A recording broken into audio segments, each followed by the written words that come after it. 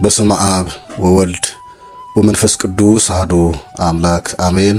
ክቡራንና ክቡራት አድማጭ ተመልካቾቻችን ሰላም እግዚአብሔር በያላችሁበት ከሁላችን ጋር ይሁንና በዚህ ዝግጅታችን ላይ ሰኔና ሰኞ ገጥሟል ምን ይከሰት ይሆን የሚለውን ከባህላዊና ከመንፈሳዊ እይታዎች አንጻር በአጭሩ እንዳስሳለን።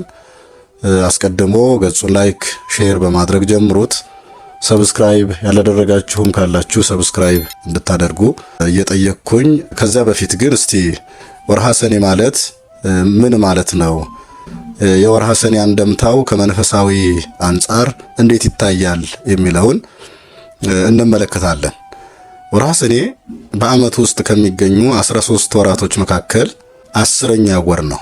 ስለ ቃሉ ትርጉም መምህር ክፍለ ጊዮርጊስ ጀምረው አለቃ ኪዳነ ወልድ ክፍሌ ፈጽመውት ደስታ ተክለ ወልድ ባሳተሙት መዝገበ ቃላት መጽሐፍ ላይ ሰነየ ከሚለው ግስ የተገኘ መሆኑን ይገልጻል።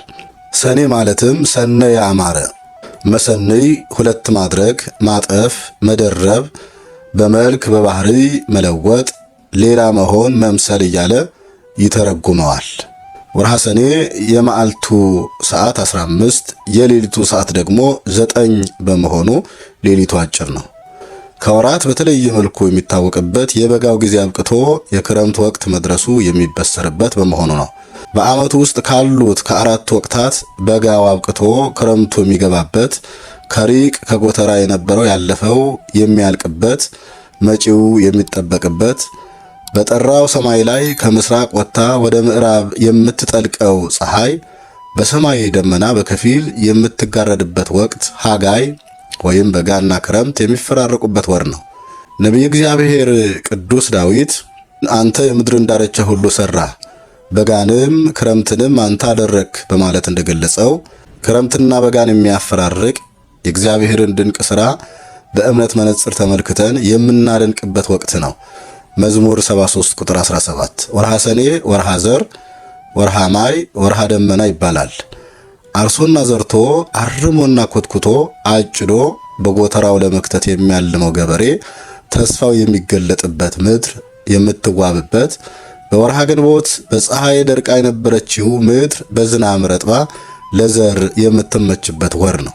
እንግዲህ ስለ ወርሃ ሰኔ ይህን ያህል ካልን ስለ ሰኔና ሰኞ መግጠም ደግሞ በቀጣይ የምንመለከተው ይሆናል። ሰኔና ሰኞ በልማዳዊ አነጋገር በ7 ዓመት አንዴ ብቻ የሚፈጠር መገጣጠም ነው። በቀመር ትምህርት ግን በዘመነ ዮሐንስ ምክንያት በ5 እና በ6 ዓመታት ይመላለሳል። በሀገራችን ብዙ ሰው ነገሮች ድንገት ሲደራረብበት የሐዘኔታ አግራሞቱን ለመግለጽ ወይ ሰኔና ሰኞ ይላል።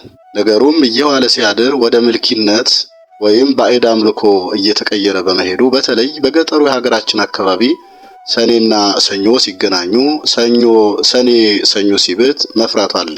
ልክ በሰንበት ላይ ደብረ ዘይት እንደሚከብደው ሁሉ በተቃራኒው ደግሞ የሰኔና ሰኞ መግጠም በትክክልም የፈጣሪ ማስጠንቀቂያ ነው የሚሉም አሉ። በተለይም ለቀመር መምህርና ልጆቻቸው። ዋናው ነገር ግን ሰኔና ሰኞ ታሪካዊ ዳራውን ሳንዘነጋ ደስ የሚል ቀን ማድረግ እንችላለን ይገባለን። ምክንያቱም ሰኔና ሰኞ ስርወ ቃላቸው የወጡበት ግስ ተመሳሳይና ጥሩ መሆኑን ማየት እንችላለን። የሁለቱም መሰረታቸው ሰነየ አማረ የሚል ነውና በዚያውም ላይ ከሰራን የማናተርፍበት፣ ከጸለይን ጸጋውን የማናገኝበት ምንም ምክንያት የለም። ችግሩ ከግጥምጥሞሹ ሳይሆን ከያዝነው ስብዕናና ጎዳና ላይ ነው። ስለዚህ እንጸልይ፣ እንስራ፣ ስለ ክፋታችንም እንጸጸት። ከዚህ በኋላ ሰኔና ሰኞ የሚገናኙት ከ6 ዓመት በኋላ በ2024 መሆኑ ነው። እስከዚያው ደግሞ የዚያ ሰው ይበለን። አነሳስቶ ላስጀመረን አስጀምሮም ላስፈጸመን ለልዑል እግዚአብሔር ክብርና ምስጋና ይሁን፣ አሜን።